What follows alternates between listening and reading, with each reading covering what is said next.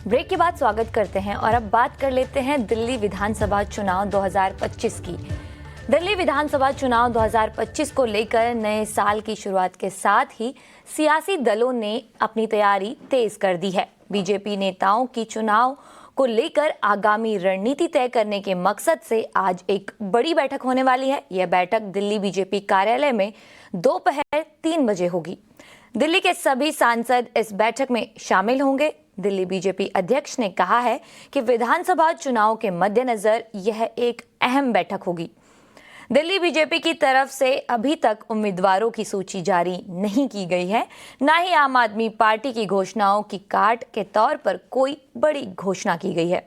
हालांकि बीजेपी लगातार यह कहती आ रही है कि वह हर वर्ग के लिए कुछ खास लेकर आएंगी। इन सभी चीजों पर इस खास बैठक पर चर्चा होने वाली है और कई अहम फैसले भी लिए जा रहे हैं। मुझे खुशी है कि पिछले 10 साल में हमारी सरकार ने गांव के हर वर्ग के लिए विशेष नीतियां बनाई हैं, निर्णय लिए हैं। 2-3 दिन पहले ही कैबिनेट ने पीएम फसल बीमा योजना को 1 वर्ष अधिक तक जारी रखने की मंजूरी दे दी।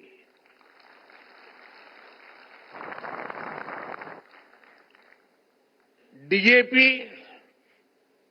दुनिया में उसका दाम बढ़ता ही चला जा रहा है, आसमान को छू रहा है।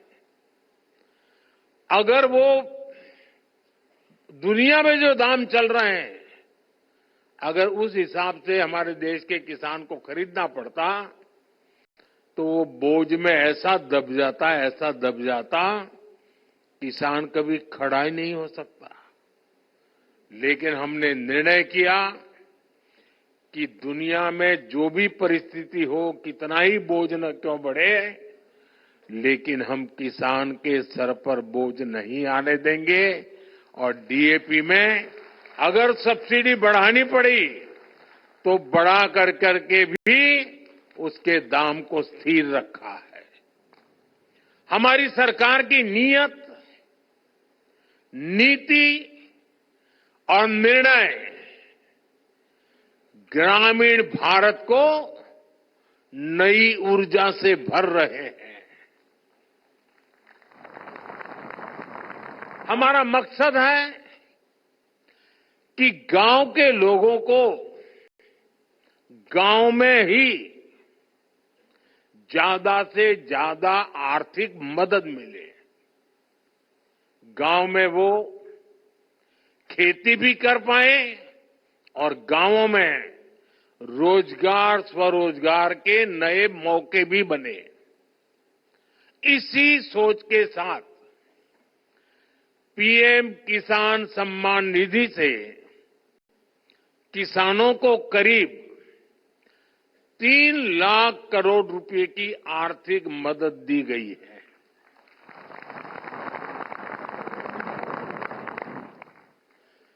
पिछले 10 वर्षों में कृषि लोन की राशि 3.5 गुना हो गई है। अब पशुपालकों और मत्स्य पालकों को भी किसान क्रेडिट कार्ड दिया जा रहा है। देश में मौजूद 9,000 से ज्यादा एफपीओ, किसान उत्पाद संघ, उन्हें भी आर्थिक मदद दी जा रही है। हमने पिछले 10 सालों में कई फसलों पर निरंतर एमएसपी भी बढ़ाई है। साथियों, हमने स्वामित्व योजना जैसे अभियान भी शुरू किए हैं, जिनके जरिए गांव के लोगों को प्रॉपर्टी के पेपर्स मिल रहे हैं। पिछले 10 वर्षों में एमएसएमई को भी बढ़ावा देने वाली कई नीतियां लागू की गई हैं। उन्हें क्रेडिट लिंक गारंटी स्कीम का लाभ दिया गया है। इसका फायदा 1 करोड़ से ज्यादा ग्रामीण एमएसएमईज को भी मिला है। आज गांव के युवाओं को मुद्रा योजना, startup India, stand up India जैसी योजनाओं से ज्यादा मदद मिल रही है। इस शो में फिलहाल इतना ही, लेकिन आप कहीं मत जाइए, बने रहिए ईटी नाउ स्वदेश के साथ।